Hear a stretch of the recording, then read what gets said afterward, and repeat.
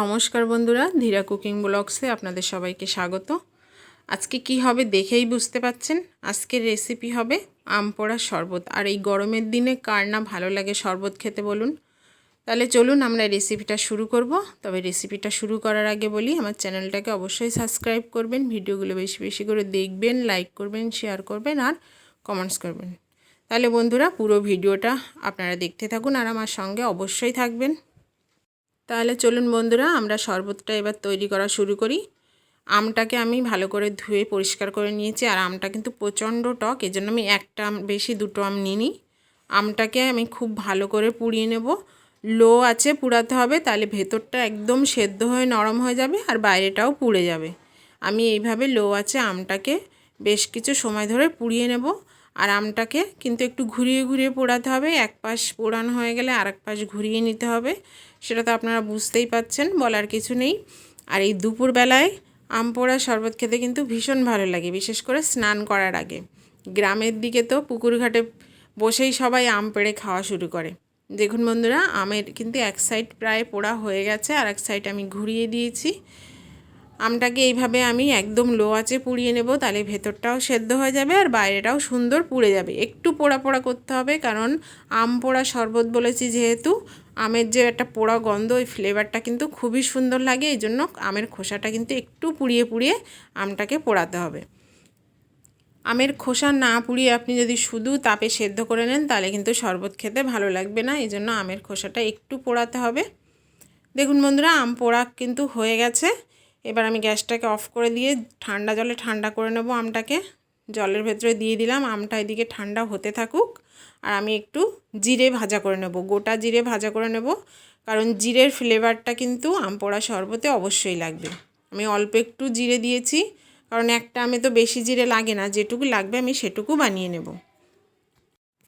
জিরেটা দেখুন ভাজা হয়ে গেছে, আমি গ্যাসটা অফ করে দিয়েছি। এবার জিরেটা গুঁড়ো করে নেব।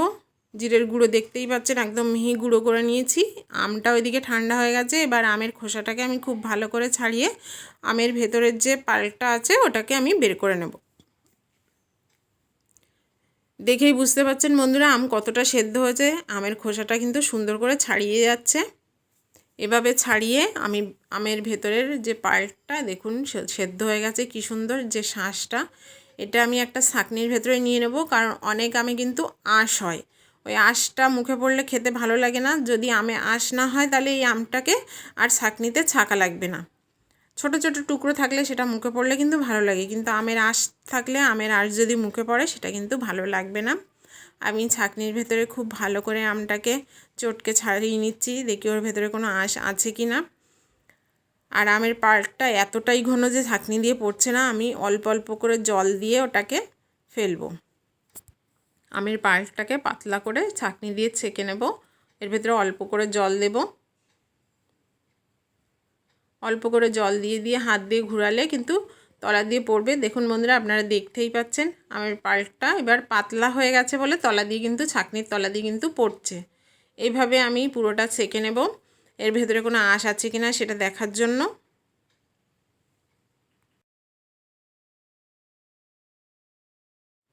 দেখুন বন্ধুরা, পুরোটা কিন্তু আমার ছাঁকা হয়ে গেছে, কোনো আঁশ নেই। আমি যে পাল্পটা হাতের ভেতরে দেখতে পাচ্ছেন ওটাও আমি ওর ভেতরে দিয়ে দেবো, শরবতের ভেতরে।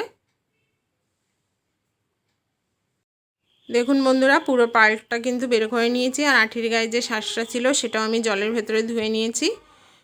বন্ধুরা দেখুন, আমের পাল্পটা কিন্তু খুব ভালো করে মিশে গেছে। এবার এর ভেতরে আমি দিয়ে দেবো চিনি। চিনিটা কিন্তু আমের টকের উপরে নির্ভর করবে। আমি 2 চামচ দিতে বলে আপনারা 2 চামচ দিয়ে, তারপরে টক বেশি হয়ে গেলে খেতে তো ভালো লাগবে না।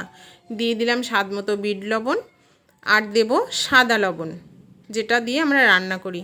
খুব ভালো করে মিশিয়ে নেব। আর এর সঙ্গে কিন্তু আমি ঠান্ডা জল মেশাবো, এইটুকু হবে না কারণ আমটা খুব টক। এর ভেতরে আমি ফ্রিজের ঠান্ডা জল মেশাচ্ছি। আপনারা এই শরবতটা বানিয়ে ফ্রিজেও রেখে দিতে পারেন। ঠান্ডা জলটা খুব ভালো করে মিশিয়ে দিয়েছি। তাহলে বন্ধুরা আমের শরবত কিন্তু একদম রেডি, একদম খাওয়ার উপযুক্ত হয়ে গেছে। এবার খাওয়ার পালা। আপনারাও বাড়িতে এইভাবে তৈরি করুন। আমের পোড়া শরবত খেতে কিন্তু ভীষণ টেস্টি লাগে। আর জিরের গুঁড়োটা কিন্তু অবশ্যই দিতে হবে, জিরের গুঁড়ো না দিলে কিন্তু আমের শরবত খেতে ভালো লাগবে না। শুধু টক টক মিষ্টি মিষ্টি এরকম একটা শরবত লাগবে, যেটা খেতে মোটেও ভালো লাগে না। একটু জিরের ফ্লেভার দিলে কিন্তু ভীষণ ভালো লাগে। আপনারা বাড়িতে এভাবে তৈরি করে আমাকে কিন্তু অবশ্যই জানাবেন কেমন লাগলো।